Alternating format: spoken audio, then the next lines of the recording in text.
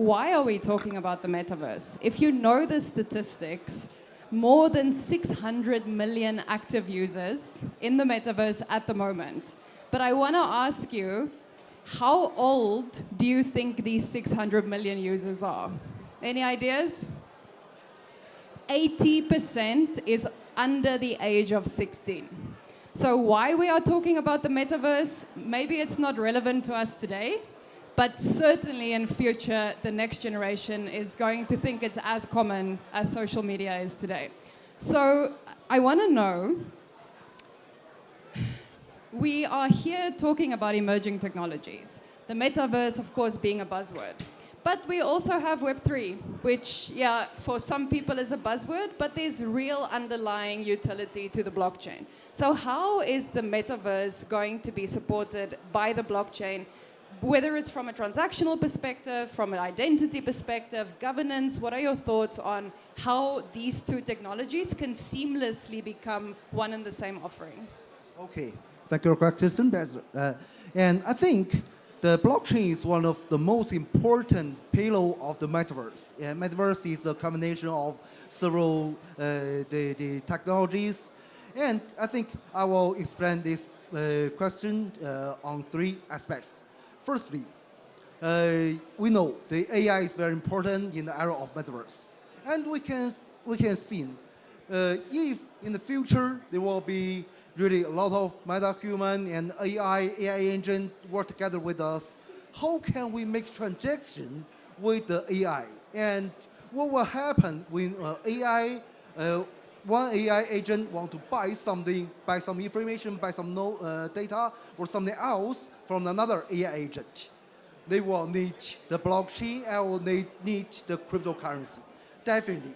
Just like I remember several years ago, the leading company, Bosch, a German company, they have experience. Just like they have tried the self-driving trucks in the road, and they can every truck could drive very closely.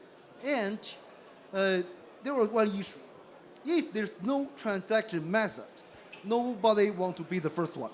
But if there's transaction model, okay, they could drive in a row and save the money. And so they used IOTA. They used the blockchain to help each self-driving truck to work together, to cooperate together. So the track is very, very important. I completely agree with that, and I think we spoke about it a little bit earlier, but still I would try to roll back to current position where we are now, and I still have to say that I believe that it has to happen step by step, and all these things can't come together all at once. We need to work towards understanding the utility of the three-dimensional internet, and then the utility of Web3, blockchain, cryptocurrencies, regulations that come with that. And then once we have a slightly better understanding, I think these things can start coming together, which is actually sooner than we probably expect. But again, doing it step by step, I think it's crucial to succeed and to make sure that these things are safe and pleasant to use for the majority of users, not just those who are very much into technology. So, Veronica, I have a question then, because absolutely to your point that it needs to happen step by step. But I think specifically when it comes to the metaverse, there's a generational divide at the moment.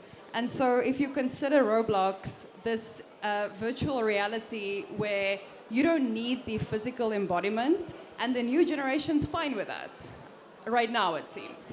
What about the development of the metaverse in terms of the other generations? Because for us, I think the metaverse might be too unreal, whereas for a 10-year-old, I mean, for them that's an environment that they're a digital native, they grew up in it. So what can we do for the people in this room? Probably none of you are playing Roblox. I don't know if you are. Please show hands. How can we make the metaverse a more real, embodied virtual experience? Well, I think, as you mentioned, these 16 years old, they already care as much about the digital wearables as they do about real-world possessions. And with that, there is a new trend of actually linking the digital spaces, digital items, with real-world assets. And in this case, actually, I'm not sure if you're familiar with what Walmart is doing at the moment, but there were huge news about 2 weeks ago where Walmart announced that they will be selling real goods in the metaverse. So when you go play a game, you can purchase a toy or a cup that has a digital element to it, but it also arrives to your doorstep the next day. I think this is a huge, really step forward, linking these two worlds and making just digital experience a little bit more enjoyable.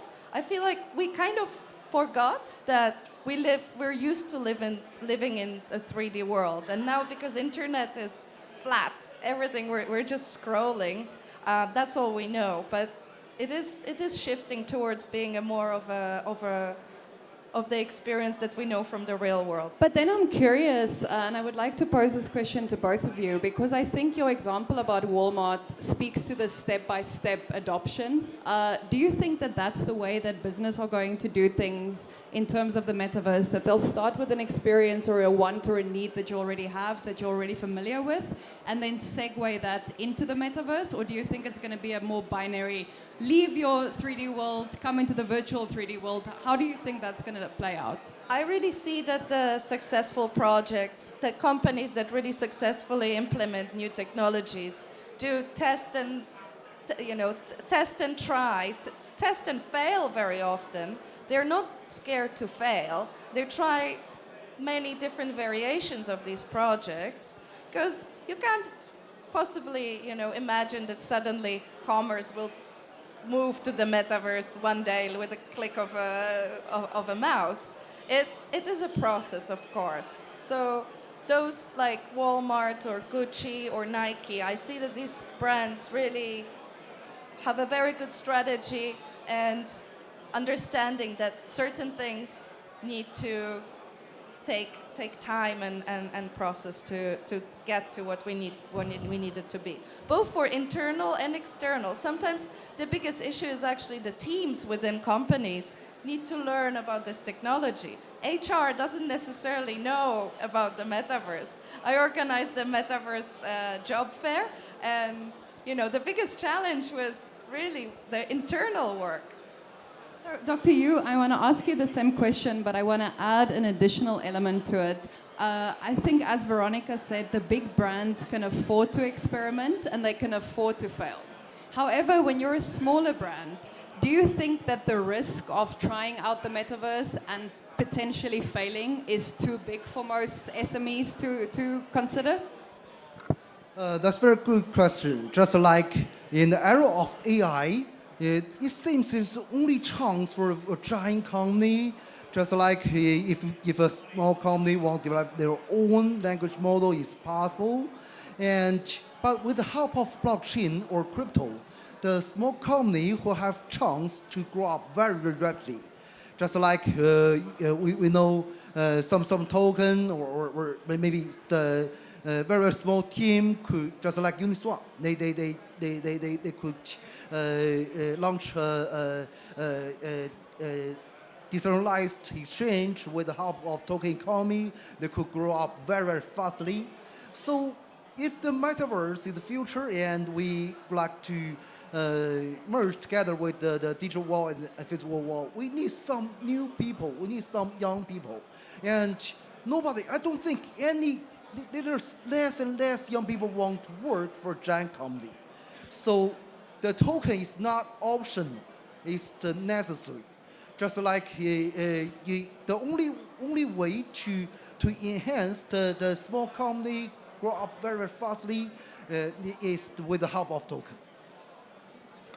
Well, and enters Web3. We are almost out of time, so I'm going to put you both on the spot, since we have a whole audience here.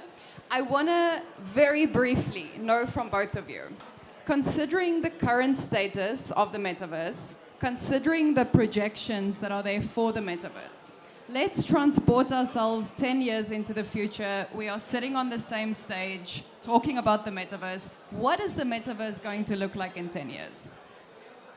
Because of the limitation, I think the DePIN, which means the decentralized physical infrastructure, will be very, very important for the metaverse era. Just like nowadays, if we want to build a network, it really time-consuming or money-consuming. But with the help of DePIN, it will be much more easier. And we need a lot of new infrastructure for the metaverse. It's not necessary. And we need more sensor, we need more computing power, we need more just like EV or some new devices. The only solution is the DePIN. I think also physical accessories that we're going to wear in 10 years, we probably don't realize what it will be. It may be glasses, pins, or all kinds of different support, maybe even haptic suits of some sort integrated into our clothing. I think all this tech-enabled clothing and fashion will link this experience and make it a lot more enjoyable and smooth. And I think we're much closer than we think, because if you consider Meta, Facebook, the Ray-Ban sunglasses that they now have, they're releasing earbuds with cameras in them. This is right now, this is not metaverse related, and yet we are already moving in the direction of what you are saying. Well, guys, this was really short. I wish it was an hour longer and that I was on time. But thank you to these incredible panelists. Definitely invite you to speak to them afterwards. They're experts in their field, and yeah, thank you, Hong Kong, for this incredible city, and to the organizers, Wiki, for this incredible conference. Thank you. Thank you. Thank you Thank very you, much. WikiExpo. Thank you so much.